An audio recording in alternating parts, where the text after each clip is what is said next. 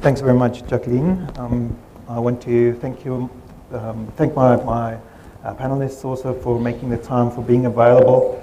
I've got a few questions here. If there are any questions from the audience in between, and we'll be happy to take them.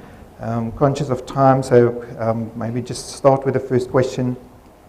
Michael mentioned this morning that BEPS is part of each and every presentation and discussion that we're having at this Transfer Pricing Summit. And therefore, I'd like to find out from you what has been the impact of BEPS, or what is your view on BEPS about for the Revenue Authority in the relevant country that you are. And maybe Isaac, if you can start. Certainly, thank you. Can you hear me? Okay. In Kenya, there have been interesting developments.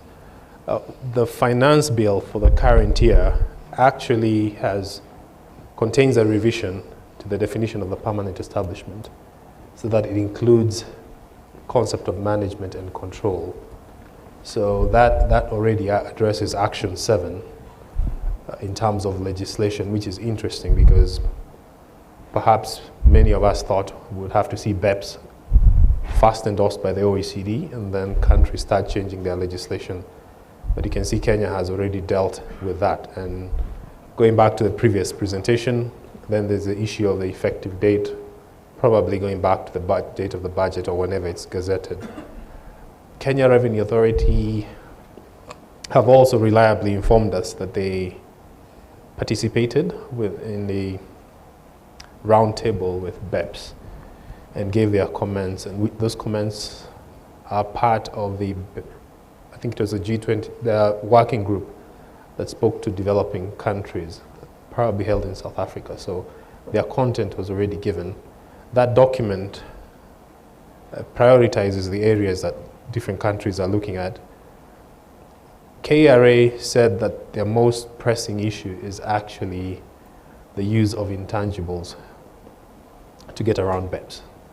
So that document actually didn't prioritize the use of intangibles, talking to different revenue authorities, but KRA said that was their number one issue. So they're taking certain initiatives, including training, but especially engaging with BEPS and giving their comments at different stages. Thanks very much, Isaac. Cyril, anything from a Nigerian perspective? Yeah, the Nigerian situation is that the transfer pricing regulation has just been issued, was issued in 2012 actually, has not taken place. Only this year they have started asking the Federal Revenue Service, asking people to make returns, documentations, and so on. So in terms of BEPS, I think that we haven't seen any action on it.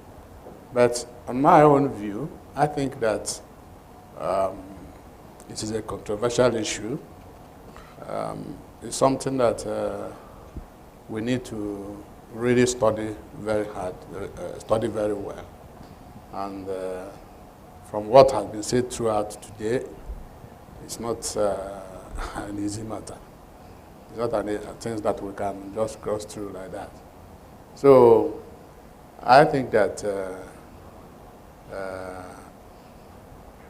BEPS, for now, should be kept. African countries should not embrace on it very much. Thanks very much. Kwame, point of view of Ghana. Well, we've done some lot of work on it, but what I would say that BEPS has been flogged to a coma today, and I would wish that we wait for the OECD to finish with their guidelines on it. I mean, so much has been said about it. I wonder what else is there to say. I mean, for those who were not enlightened.